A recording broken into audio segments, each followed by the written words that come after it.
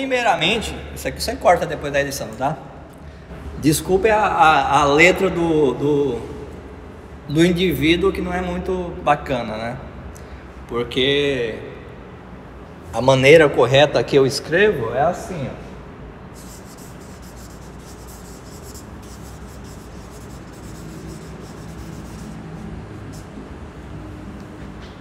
Então, para mim escrever para cá é quase impossível. Então vai ficar bem feia a letra, mas eu acho que dá para você entender. Primeira coisa que eu vou falar hoje, agora eu tô gravando sério. Primeira coisa que a gente vai falar é sobre algo que eu vejo muita galera penar, que é tensão, a popular voltagem que se usa nas máquinas, tá? Existem duas diferenças que vocês precisam entender no momento de você aumentar ou diminuir tensão para utilizar os seus equipamentos, que deve se levar em consideração o RPM do motor de cada máquina, tá? Isso aqui é algo que deve ser levado muito a sério, porque é isso que vai fazer a diferença na hora da aplicação. Algumas máquinas, elas trabalham com rotações altas, por exemplo, Big Steel, Follow e a Create são máquinas que trabalham com alta rotação, tá? Então, para máquinas que trabalham em alta rotação, você nunca poderá utilizar uma tensão muito acima. Você vai danificar o motor, tá? Isso vai diminuir muito a vida útil do motor e você vai destruir a pele do seu cliente. Então, algo que precisa ser realmente entendido é que máquinas com RPM alto, você trabalha em baixa tensão. Máquinas com RPM mais baixos, você pode levantar um pouco a tensão, que você só vai deixar ela muito mais fácil de trabalhar. Por exemplo, a Best você pode usar ela com 9 volts, 10 volts, tranquilamente. A Best é uma máquina perfeita para trabalhar com tensão mais alta. Por quê? Porque ela tem um motor muito mais lento, um motor muito mais cadenciado.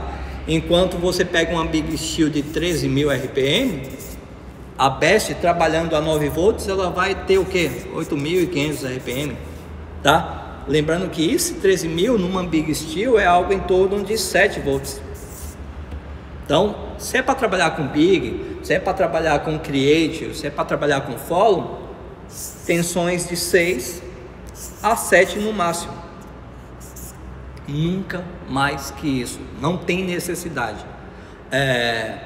O que a gente vê muito tatuador aí é fazendo a migração, né? São tatuadores que ou trabalham com bobina, sempre trabalharam com bobina, e agora está migrando para uma rotativa, para uma pen, e eles pecam muito nisso aqui, porque como é uma máquina de bobina, se você aumenta a voltagem na fonte, se você aumenta a tensão na fonte de uma máquina de bobina, o que vai acontecer?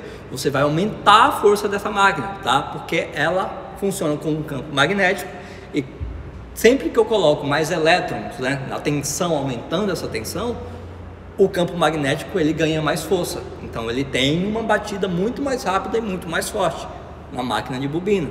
Não acontece a mesma coisa na PEN. Tá? Se você aumenta muito a tensão numa PEN, ela vai aumentar só a velocidade, não aumenta a força, tá? A menos que você tenha um motor extremamente forte, e isso é de fábrica, tá? A força do motor de uma PEN, ela não altera com a tensão, ela tem uma potência de fábrica.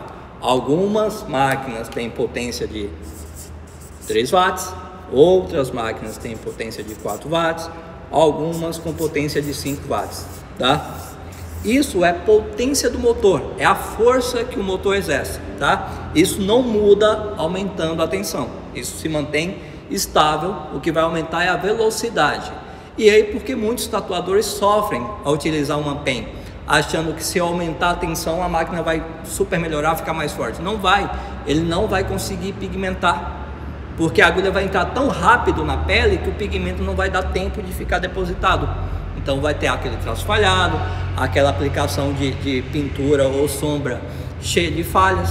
E isso é porque falta de conhecimento da ideia que tem a máquina de bobina para a ideia que a PEN exerce, tá? A qualidade e a força do motor, ele é de fábrica, ele não muda se você aumentar ou diminuir a tensão da máquina. O que vai aumentar é a velocidade. E então, por que eu uso voltagens, tensões diferentes? O ritmo de tatuar. Se você é um tatuador que tatua mais devagar, você não pode subir a tensão da máquina lá em cima. Se você é um tatuador que tatua mais rápido, você não pode também usar uma voltagem muito baixa. Por quê? Porque vai marcar seu trabalho, a agulha vai bater sempre no mesmo ponto ali e você não vai conseguir fazer um degradê decente, ou vai depositar tinta demais no mesmo ponto e os traços vão estourar.